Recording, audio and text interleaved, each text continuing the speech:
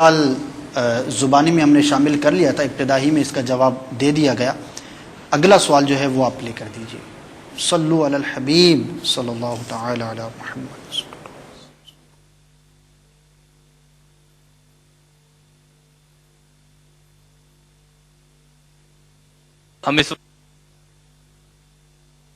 السلام علیکم۔ وعلیکم السلام ورحمۃ اللہ وبرکاتہ۔ پیارے محترم اسلام بھائی، کیا نام ہے آپ؟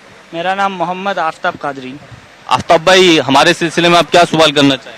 میں مفتی صاحب سے یہ سوال کرنا چاہوں گا کہ میرا کام ریپیئرنگ کے شعبے سے ہے، اگر میں موبائل کو فارمیٹ کر کے اپنے کسٹمر سے یہ کہتا ہوں کہ جو ہے اس پہ فلاں اتنا خرچہ آیا ہے، تو یہ کہنا کیسا ہے؟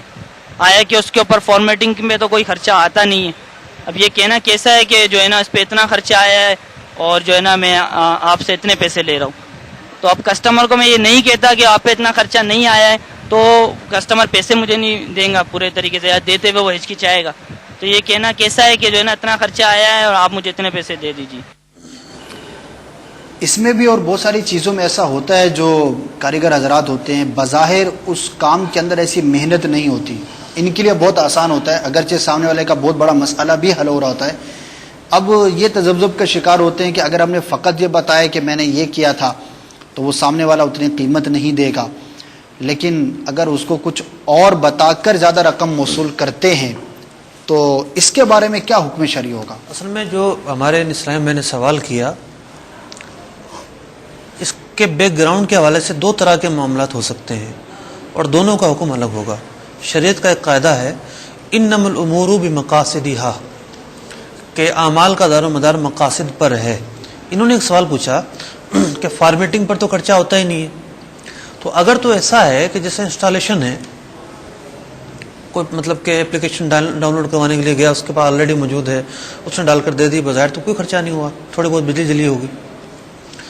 تو اگر تو ان کے ذہن میں یہ شبہ ہے کہ موبائل فارمیٹ کرنے یا وائرس سے صاف کرنے اس پہ کوئی خرچہ نہیں ہوتا تو اس کی اجرت لینا کیسا ہے، تو اگر یہ شبہ ہے تو اس کا جواب یہ ہے کہ دیکھیں وہ ایک سروس فراہم کر رہا ہے، اپنا وقت دے رہا ہے، اور اس کے پاس ایک ٹیکنالوجی ہے، تو اگرچہ کہ اس کا مال صرف نہیں ہوتا لیکن اس کا وقت، اس کی سوچ اور اس کے بعض اوزار استعمال ہوتے ہیں، تو اس کی اجرت لی جا سکتی ہے، یہ جائز ہے۔ لیکن اگر دوسرا پہلو لیا جائے اس پس منظر کا کہ وہ یہ ظاہر کرتا ہے کہ جناب اس میں یہ خرابی، یہ خرابی، یہ خرابی، اس پہ اتنا خرچہ آیا، اس پہ اتنا خرچہ آیا، یہ ہوتا ہے نا کہ ایک کے پاس مطلب کہ سامان آیا تو وہ 2-3 جگہ سے وہ بنتا ہے، کسی سے پردے لیے جاتے ہیں، کسی کاریگر کو بھیجا جاتا ہے، تو اگر اس کو ایکسٹرا خرچہ شو کرتا ہے تو وہ ٹھیک نہیں ہے۔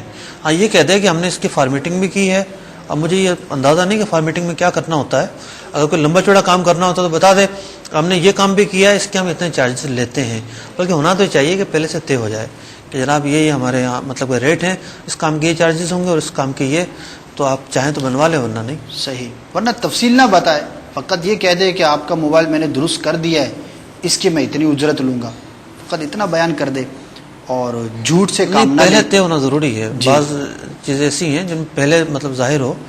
ہاں اگر معمول ہے ان کا مطلب کہ کام کرنے کا، پتہ ہے کہ اس کام کی یہ ہے، اس کام کی یہ ہے، جیسے ٹائر پنچر ہے، کوئی جا کے ٹائر پنچر والا سے نہیں پوچھتا ہمیں کتنے پیسے لوگے، پتہ ہے کہ آج کل 40 روپے چل رہے ہیں تو 40 روپے ہی ہوگا صحیح، باب المدینہ میں۔ اور اس طرح کے جو کام ہوتے ہیں تو موٹر سائیکل کا ٹائر پنچر، کوئی نہ سمجھے کہ کار کا۔ تو اس طرح کے کاموں کے اندر بہت ساری صورتوں میں جو ہے نا وہ پہلے پوچھتے نہیں ہیں، گوارا نہیں کرتے جو ٹھیک کروانے کے لیے آیا ہے، جب سامنے والا اس کی اجرت بتاتا ہے تو پھر وہ جھگڑے کی صورت ہو جاتی ہے۔ سامنے والے کو یہ چاہیے کہ وہ مارکیٹ کا خیال رکھے، صحیح، جو مارکیٹ ریٹ ہے کم از کم وہ بتائے۔ وہ بتائے۔ جزاک اللہ خیرہ۔ ایک اور ویڈیو سوال بھی موجود ہے، اس کی طرف بڑھتے ہیں۔ صلو علی الحبیب صلی اللہ تعالی۔ السلام علیکم۔ وعلیکم السلام۔ کیا نام ہے پیارے اسلام بھائی آپ؟ محمد عقیل قادری۔ ٹھیک بھائی، کیا سوال کرنا چاہ رہے ہیں؟